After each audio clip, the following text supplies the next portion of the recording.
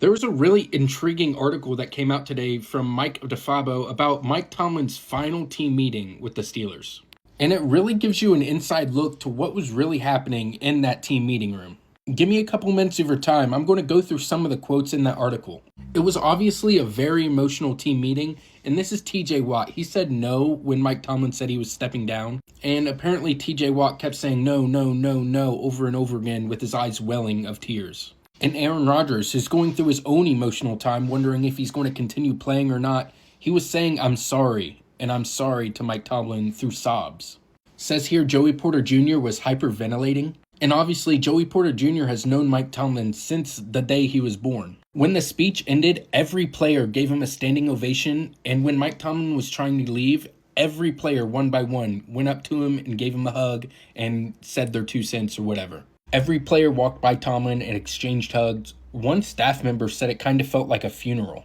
And through this article, it becomes very clear that the players did not feel like Mike Tomlin was to blame.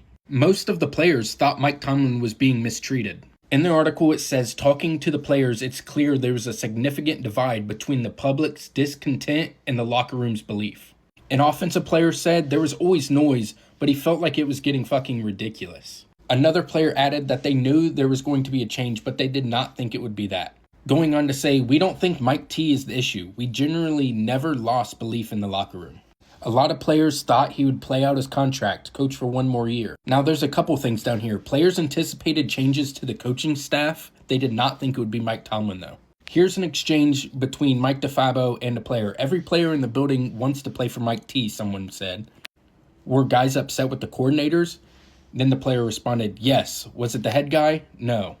Players reportedly were unhappy with DC Terrell Austin, who was terrible. Minka Fitzpatrick 2 years ago had problems with him. And Patrick Queen earlier in this season had problems with Terrell Austin. And also Arthur Smith was down there as well. There was a clear divide of what the players wanted with Mike Tomlin and what the fans, I guess, were just sick of. A lot of fans just hated Mike Tomlin. And honestly, I think a bunch of the fans were just clueless. A lot of the fans were thinking linearly. This means this, and this means this, that, and this, and that. When in reality, everything is so exponential. This can be caused by this, and this. And I think just the noise in Pittsburgh and the Steelers fans just got too loud, and Mike Tomlin didn't want to put up with it anymore.